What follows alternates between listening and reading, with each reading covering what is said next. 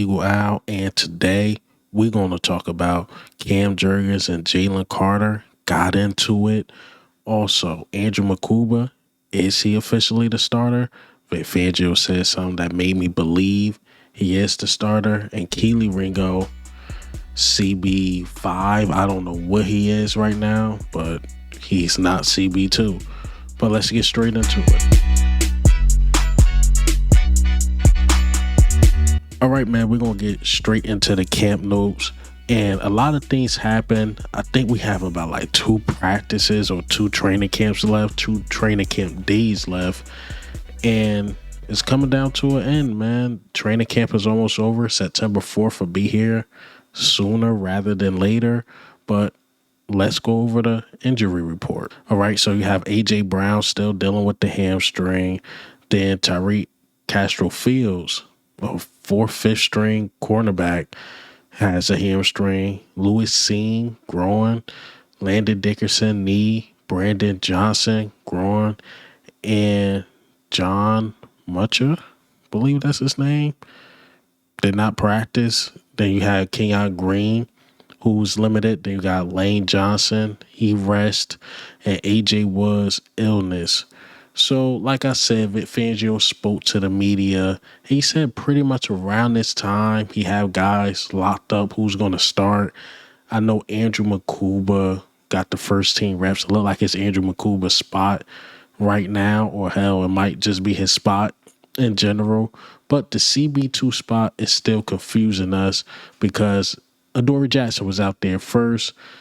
Even, what's his name, Elliott Short-Parks put out there like, man, I just have a feeling it's going to start with him. And the reason why I think it's going to start with Adoree Jackson too, and I actually agree with Elliott Short-Parks, is just because Bennett haven't been here long enough to really know the playbook too much. Now, I could say around week 4, week 5, I could see Bennett starting. It could be one of those things.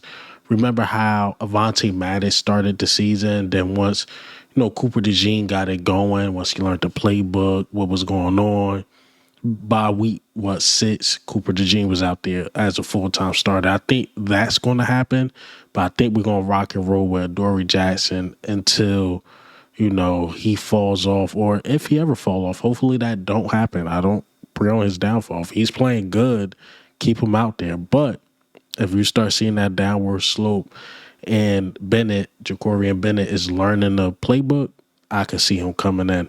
But week 1, my gut feeling says Adoree Jackson. Now, what was interesting is that Mac McWilliams subbed in, and we know it been Kelee Ringo, always been the next guy up. It was Mac McWilliams subbed in, and then I believe Bennett got some first team reps or second team reps. Kelee Ringo was second team strictly, even got third team reps. Bad enough, he was getting beat by Darius Cooper like crazy. So Darius Cooper didn't make it no better. But speaking of Darius Cooper, actually, no, let's stick on Kelee Ringo, man. What an opportunity you fumbled. What an opportunity you fumbled. We was like, yo, we're going to let Isaiah Rodgers walk. We're going to let Slay walk. Kelee Ringo, this is your spot. We just gonna sign Adoree Jackson, just bring some veteran presence. A guy the head coach, the guy the defensive coordinator didn't even want, beat you out. This is crazy. And I remember just last year, we was just talking about Kelee Ringo being better than Isaiah Rodgers and how he should be the next guy up. And now we here. You get the opportunity, you fumble. Like, this is the biggest fumble ever. So now we look at you like a gunner. His best bet is going to another team. Because if he played a real game, how he played in preseason and training camp, the fans would have ran him out of town. I think he's just a special teams guy. I don't even think he's a backup cornerback. I just honestly think, no disrespect, he's just a third, fourth string cornerback. And he could give you some value on special teams.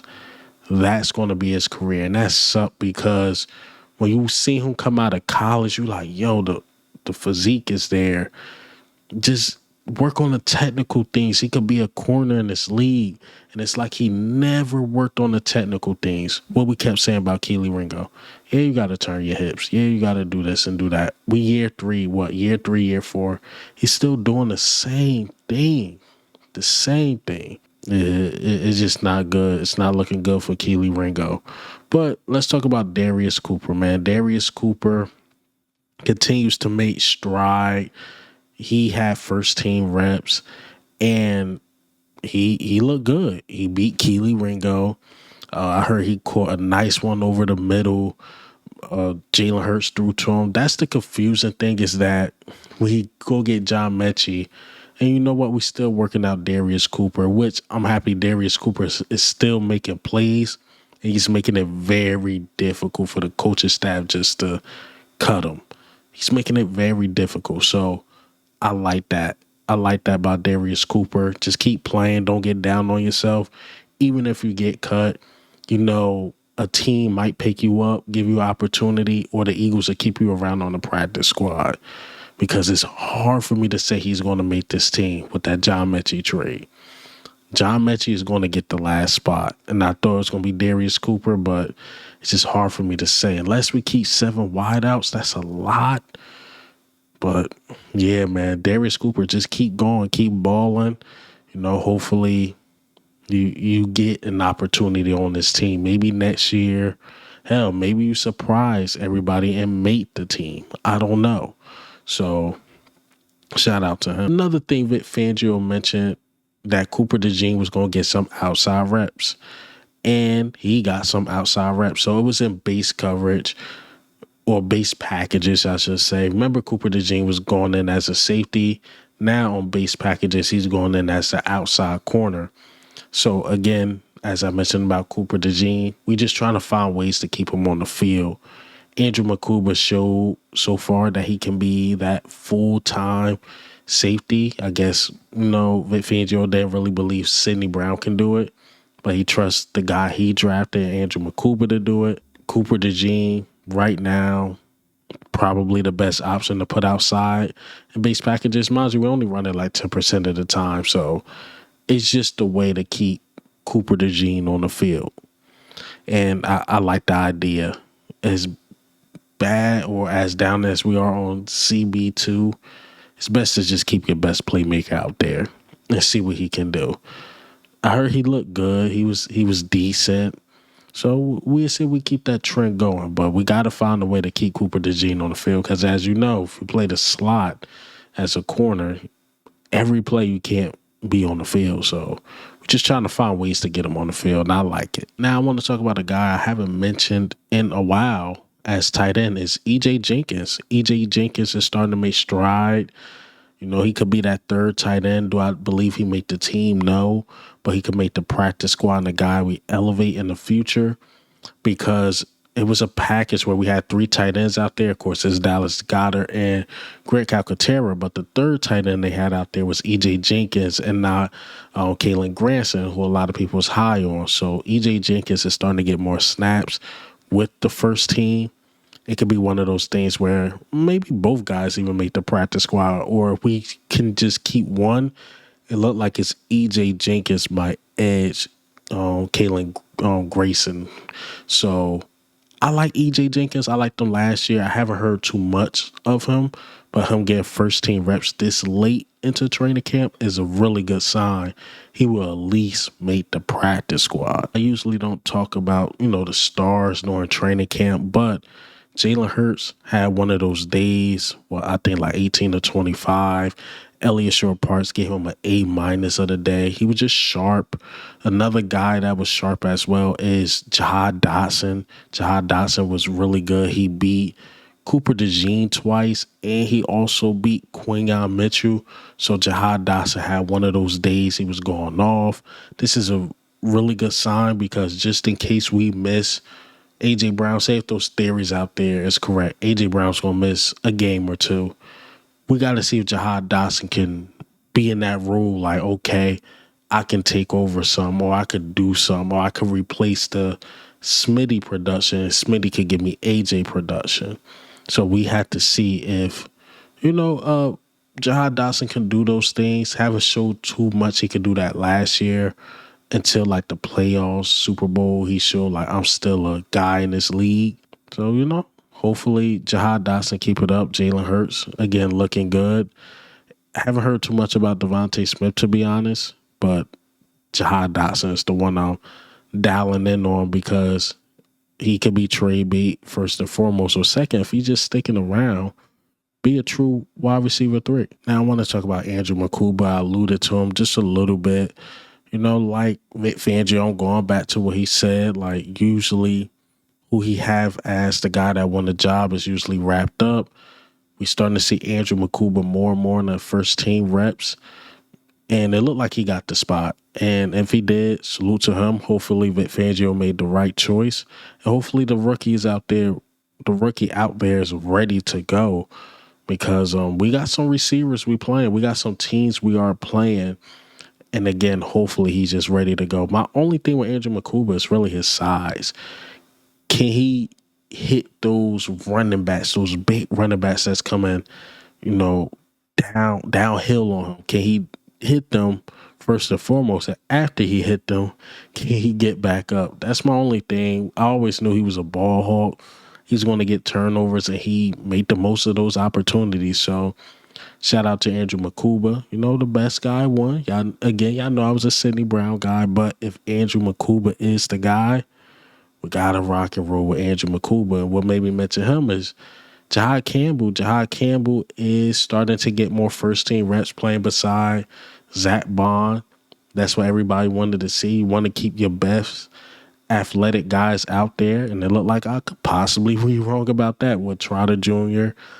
Trotter Jr. is really good, but it's just Jahad Campbell is a different breed. And I think they look at that with Sidney Brown too. Sidney Brown's a good player. I think he best fit, honestly, where Sidney Brown probably best fit is in Reed Blankenship role, but we already have Reed Blankenship. So it's going to be really hard for him to do the things Andrew Mukuba does.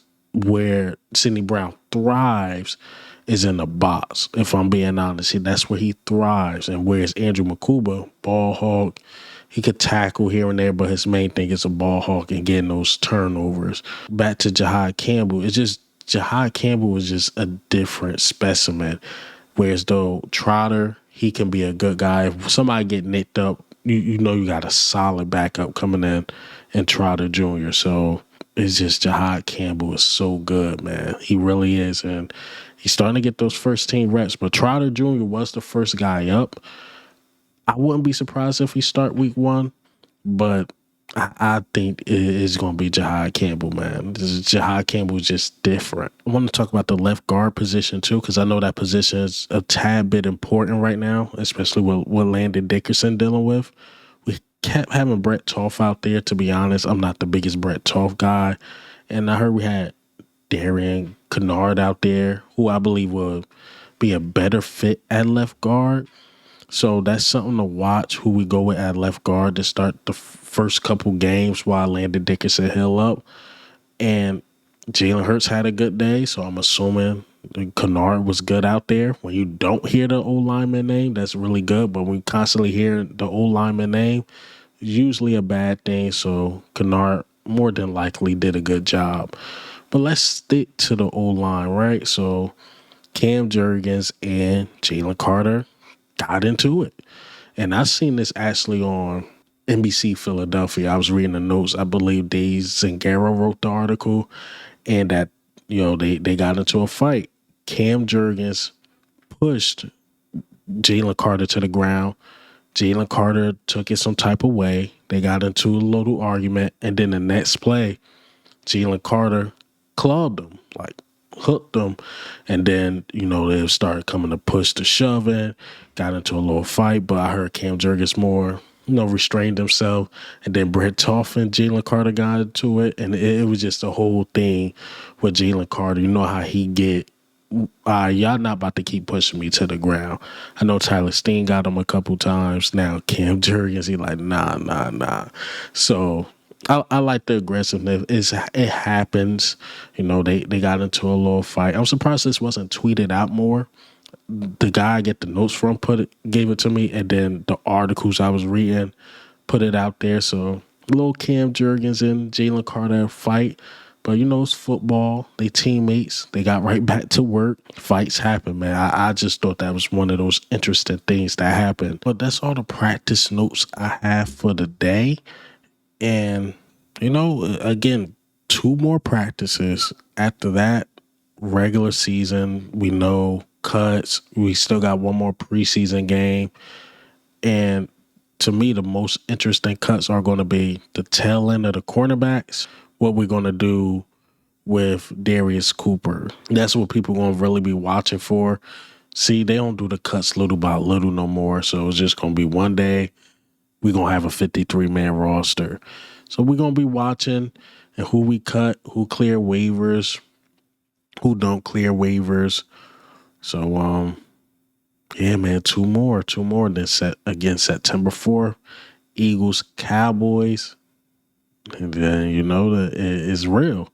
It's definitely real. We're going to have a long season. Hopefully the Eagles know what to do, know what we got to do to get back to the Super Bowl and do this thing again. But that's all I got for you guys today. Hey, man, what do you think? How do you feel? Camp notes, who's going to get cut, who's making the team. And this is Eagle Owl, man. I'm out.